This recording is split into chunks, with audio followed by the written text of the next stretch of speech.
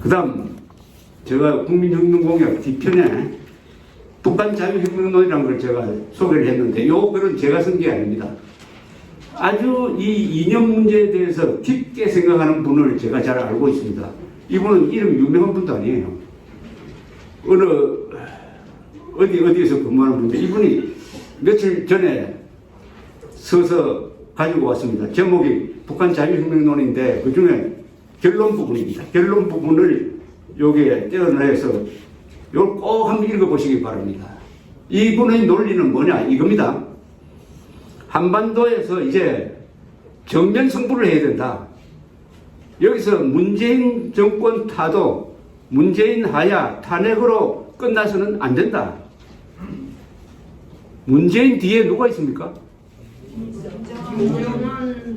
요새 지소미아 한일군사정보보호협정을 한번 보세요. 한일군사정보보호협정을 파기했을 때 덕보는 사람이 누굽니까? 덕보는 사람은 중국, 김정은, 그 다음에 푸틴, 세 사람이죠. 세 사람이 공동체는 독재자죠. 둘은 공산국가입니다. 손해보는 사람 누구죠? 일본. 한국 사람. 일본이 아니죠. 한국 사람. 한국 사람, 국군, 일본, 미국. 그런데 왜 파기합니까? 이건 뭡니까? 이게 바로 이적이죠. 우리 국군도, 우리 외교부도 이것은 파기는 안 된다고 했답니다. 그런데 문재인이 지난 8월 달에 조국 사태가 한참 크게 번지니까 거기에 타이밍을 맞췄는지는 모르나 하여튼 파기 선언을 했는데 그 뒤에 일본은 그냥 가만히 있어요. 파기하려면 해라고. 그게 일종의 자해공갈 아닙니까? 자해공갈. 손해볼 사람은 한국인데 우리는 별로 아쉬운 거 없다. 미국이 이제 앞장서가지고 지소미아 파기는 미국의 안보 이익에 배치된다. 그리고 동북아시아의 평화 안정을 해친다. 라는 아주 중대한 말을 딱 꺼내면서 철회하라 하는데 글쎄요, 철회될까요? 현재까지는 안 되는 걸로 봐야 되겠죠. 그러면 우리가 문재인 남쪽 대통령에게 질문할 권리가 있습니다. 국민으로서, 주권자로서. 누구 지령을 받았느냐? 누구 지령을 받았느냐?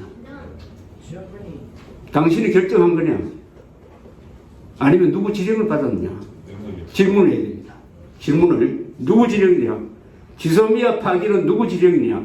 국민이 지령했느냐? 아니면 김정은이가 지령했느냐? 우리는 물어야 합니다.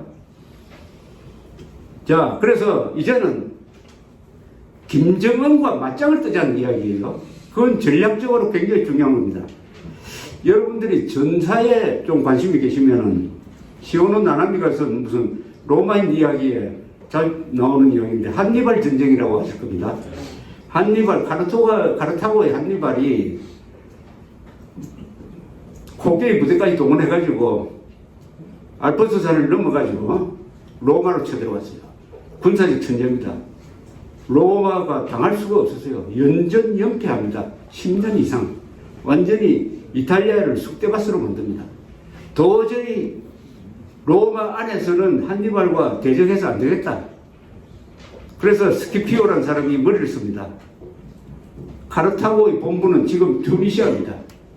차라리 카르타고의 본부를 치자 해서 군대를 카르타고로 보내버립니다. 이제는 수도가 함락될 기능이에요. 그러니까 한니발이 불려갑니다. 이렇게 해서 이깁니다. 즉 남북한 좌익 연합 세력의 본부가 평양 아닙니까? 맞습니다. 거기에 김정은이가 있죠. 네. 문재인하고 싸우는 것은 상당히 불리합니다. 우리가 왜 불리합니까? 아까 이런 이야기 했잖아요. 국민들이 속고 있습니다. 언론이 우리 편이 아니에요. 공무원들이 우리 편이 아닙니다. 중립도 아니에요. 대법원도 헌법재판소도 우리 편이 아닙니다. 군대도 저 모양입니다. 여기서 문재인과 싸워서 이기기는 매우 어렵습니다.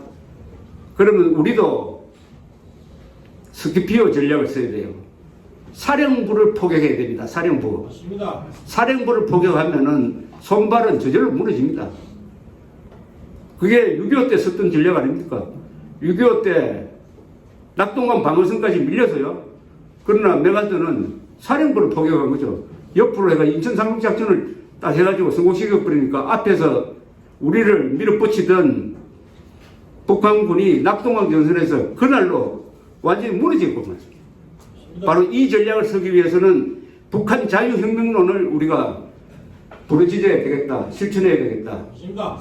그런데 북한 자유혁명론은 우리가 국민혁명으로 이름 붙인 이 싸움이 원동력이 됩니다. 국민혁명의 여세를 몰아가지고 이제는 광화문 광장에서 나를 받아가지고 한번 시험을 해보자 이거예요. 구호가 3개가 필요하다는 겁니다. 첫째, 김정은 물러가라. 노동당 해체하라. 그 다음에 자유선거하라. 근사하죠? 딱 3가지를 부르짖으면 됩니다. 김정은 물러가라, 노동당 해체하라, 자유선거하라. 여기서 자유선거가 중요합니다. 자유선거.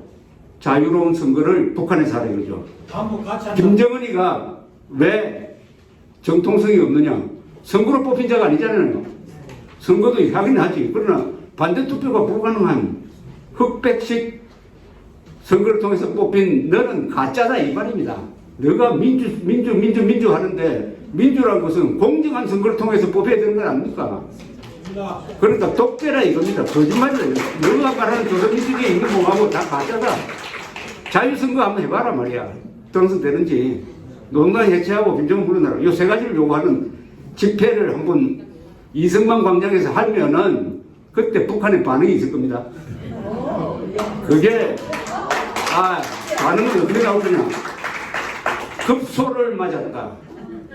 급소를 맞았다. 김정은의 가장 큰 약점은 3대 세습이라는 점입니다. 아니 계급을 없애는 사회주의 독재국가에 무슨 3대 세습입니까? 그 점을 가장 약하게 생각합니다. 적의 약한 것을 우리의 강한 걸로 때려야 됩니다. 우리의 강한 것은 뭐죠?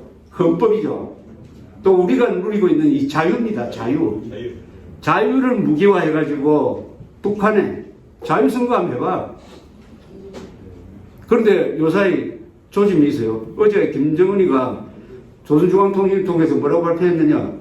문재인 씨가 나한테 한 아세안 정상회담에 참여해달라고 초청장을 보냈지만 이렇게 해서 못 가겠다 한 것 중에 요사이 보니까 이승만 광장 등등 나와가지고 김정은 때려잡자고 하는데 겁나서 못 가겠다. 직설적으로 이야기하면 그거예요. 겁나서 못 가겠다는 겁니다. 겁이 나서 못 오겠지. 사실은 부산에 왔다가 어떤 꼴이 벌어질지 누가 압니까? 효과가 있다는 겁니다. 여기서 김정은을 세게 비판하면 효과가 있다는 거예요. 그러니까 말로서 주도권을 잡는 방법이 있습니다. 말로서 딱 3가지를 기억하십시오. 김정은 물러나라, 노동당 해체하라, 자유선거하라. 이게 다 제가 지어낸 말이 아니고 헌법에 기초하고 있습니다. 헌법 제4조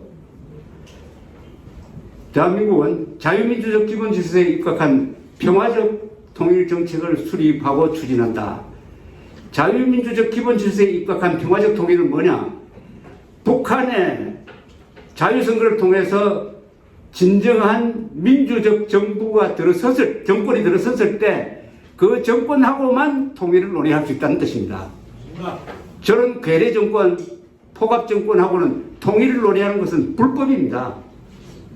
아니 형사가 뉘우치지도 않는 강도하고 만나가지고 우리 같은 집에서 살자 논의할 수 있습니까? 칼도 놓지 않는 놈하고. 그러니까 지금 북한과 다른 논의는 할 수 있어요. 경제교류 뭐 할 수 있어요. 그러나 통일 논의를 하는 것은 헌법 제4조 위반입니다. 서독이 동독을 흡수 통일할 때 그렇게 했어요. 코올 수상이 공산당 정권하고 통일 논의 안 한다. 선거를 해가지고 다른 정권 만들어라 해서 다른 정권을 만들었어요. 공산당 몰락 했습니다. 그래서 통일이 된 겁니다. 피 한 방울 안 흘리고. 우리도 이런 원칙을 북한에 적용하면 된다. 자, 이렇게 목표를 세울 때 세상이 달라집니다. 사람이라는 것은 시각이 달라지면 전략도 달라져요. 전략도 달라져. 어떻게 달라지느냐? 문재인이가 아주 형편없는 존재가 되죠. 우리는 김정은하고 싸우지. 맞습니다. 도하고는 안 싸워. 김정은 밑에 가서 남쪽 대통령이라고 한 사람, 김정은을 세게 비판하면 할수록 문재인이가 작아져 버립니다. 문재인이가 작아져 버립니다. 그러면 김정은을 이렇게 자꾸 이야기하면 사람들이 생각할 겁니다. 김정은이 저렇게 나쁜 놈이고 민족반이 어쩌고 도살자인데 김정은 밑에 가가지고 김정은이가 초대한 평양 경기장에 가서 남쪽 대통령 문재인이라고 소개한 저자는 뭐냐 도대체. 같은 문장에서 김정은을 국무위원장이라고 부르세요. 아니 나라 국자 쓸 수 있는 거는 한반도에서는 대한민국밖에 없습니다. 북한은 절대로 나라 국자 쓰시면 안 됩니다. 반국가단체인데. 그럼 김정은은 국무위원장이고 문재인은 남쪽 대통령이라면 누가 위입니까? 누가 위입니까? 이런 걸 다 폭로할 수 있는 것은 김정은을 주적으로 삼아야 됩니다. 김정은을 주적으로 삼아야 돼요. 그럼 구체적으로 정책적으로 그러면 어떻게 들어갈 거냐 하는 방법이 많죠. 풍선 보내고 그 다음에 뭐 여러 방법으로 김정은의 민족 반역성을 폭로하는 겁니다. 폭로하면은 김정은이가 발칵하고 그 주변 세력이 또 이상한 생각을 할 것 아닙니까? 김정은의 어머니가 또 제일 똥보죠, 뭐.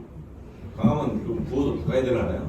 그래서 조금 어쨌든 큰 싸움을 하자 이겁니다. 본질적인 싸움을 하자 이거예요. 본질적인. 그래서 이게 북한 자유혁명론입니다.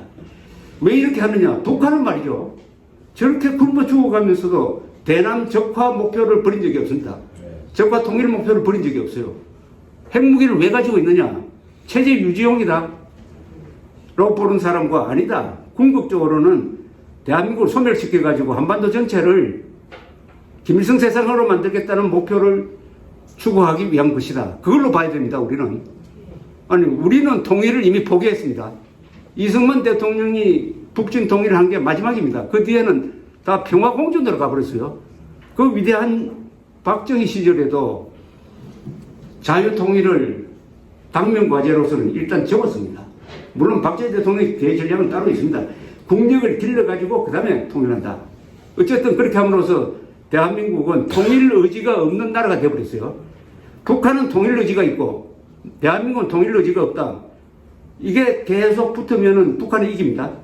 목표가 아까 정광훈 목사 설명했듯이 목표가 있는 사람과 목표가 없는 사람이 대결입니다, 지금. 그래서 한반도의 최종 전쟁이 바로 북한을 해방시키고 북한을 자유혁명시켜가지고 김정은 정권을 무너뜨리고 노동당을 해체하고 자유선거를 실시하고 그 다음에 남북한이 총선거를 해가지고 통일하는 이 길로 가는 길에 여러분들이 이 자리에 모여 있습니다. 여러분들은 이념무장이 잘 되어 있다고 봅니다. 그런데 이념무장으로는 모자라요. 북한과의 싸움은 논리의 싸움이고 무력의 싸움인데 그 덧뿌리는 영혼과 영혼의 대결입니다. 이 김문수 지사가 이야기를 잘했습니다. 악령과 성령의 대결입니다. 악령과 성령의 대결입니다. 악령. 인류 역사상 공산주의와 같은 악령이 없어요. 히틀러는요, 저 스탈린이나 김일성에 비할 바가 아닙니다. 최고의 독재가 공산당입니다. 인류가 만들어낸 최악입니다. 그러니까 이게 악령입니다. 악령. 기독교적으로 이야기하면 사탄이에요. 근데 기독교 사탄에 대해서 쓴 걸 보시면 아시겠지만 사탄이 뿌리 달렸습니까? 사탄은 항상 미소를 짓는다고 나옵니다. 사탄은 미소를 지어요. 김정은이가 항상 웃고 다니잖아요. 김일성이가 항상 할아버지처럼 아버지처럼 웃고 다녔잖아요. 요게 달콤한 말을 통해서 그럼 사탄의 본질은 뭐냐? 저도 성경을 사탄에서 딱 한마디로 요약할 수 있습니다. 거짓말쟁입니다. 사탄은 거짓말쟁입니다. 유교 나기 전에 한국에 자발적으로 걸어오신 월남 탈북자 제1세대 분들한테 제가 만나서 꼭 물어봅니다. 선생님은 한 4, 5년 동안 공산주의를 경험하셨는데 공산주의를 한마디로 요약하면 뭡니까? 물으면요. 대부분이 거짓말쟁이라고 합니다. 거짓말쟁이. 결국 돌아왔습니다. 거짓과 진실의 대결입니다. 거짓말쟁이들한테 속아 넘어간 50%나 되는 대한민국 국민을 어떻게 흔들어 깨울 것이냐? 거기에 진리를 아는 기독교인이 앞장서야 된다는 게 새로운 사명으로 이제는 우리 눈앞에 다가왔다고 생각을 합니다.